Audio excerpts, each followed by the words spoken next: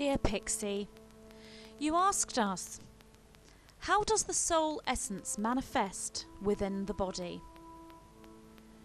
There are many different perspectives to consider when responding to this question.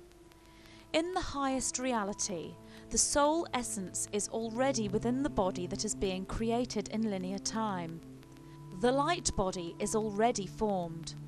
The soul essence remains within that light body when leaving one incarnation and is preparing for the next incarnation.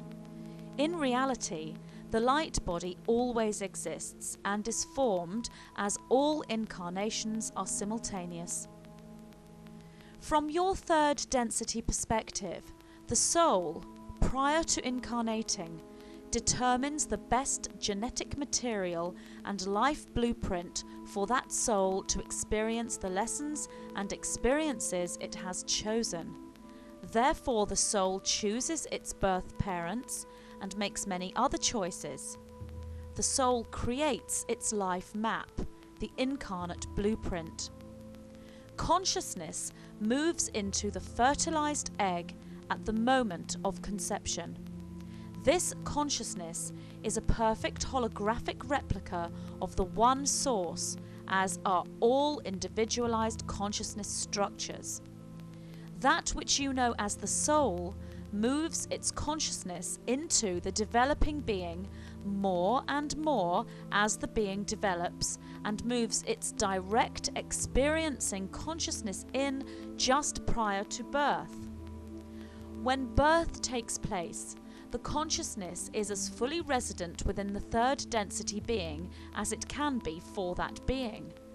Although the nearer to birth the being is, the more able that being is to leave the body at will. Higher density beings retain memory and the ability to leave one's body at will. But third density beings tend to lose this ability as they become more and more entrenched within third density experience, although not all beings lose this ability. One could say the soul essence therefore manifests within the body at the moment of conception. Or one could say just prior to birth or during birth. All would be correct, coming from a third density perspective. One could also say the soul essence is not fully manifest within the body until that being reaches perfect union with the higher self, when the light body is fully resident. This takes place during an ascension process and is the process you are currently undergoing. This is the reason many from the higher densities will refer to the ascension process as a birth moment, as indeed it is, as your light bodies are being born fully into matter. Therefore, the most accurate way to respond to your question of how does the soul manifest within the body would be to say it comes in stages throughout the life of the being, yet each movement into the body is yet another perfect holographic whole, like water from the ocean moving into a separate yet adjoining pool of water. However, this soul essence coming into the body in stages is metaphor for truth. What about abortion and miscarriage? Do these fetuses have a soul already, or does no soul enter the fetus because it knew abortion or miscarriage was coming? The consciousness that has been created, or rather moved into a space of creation, becomes individualized at the moment of conception. Therefore, that fetus has a soul, even though this is a different state of consciousness than at the point of birth. It is still a holographic replica of the one source, and that fetus carries out its life in a different form in a different dimension. However, the soul of this fetus remains close to the vessel, the mother, depending on the spiritual frequency of that vessel. The concept of abortion is a challenging one to explain, as from one perspective the soul chose this experience for itself. However, the reason the choice was made was triggered by the participatory consciousness of the third density individual who made the choice within the third density incarnation.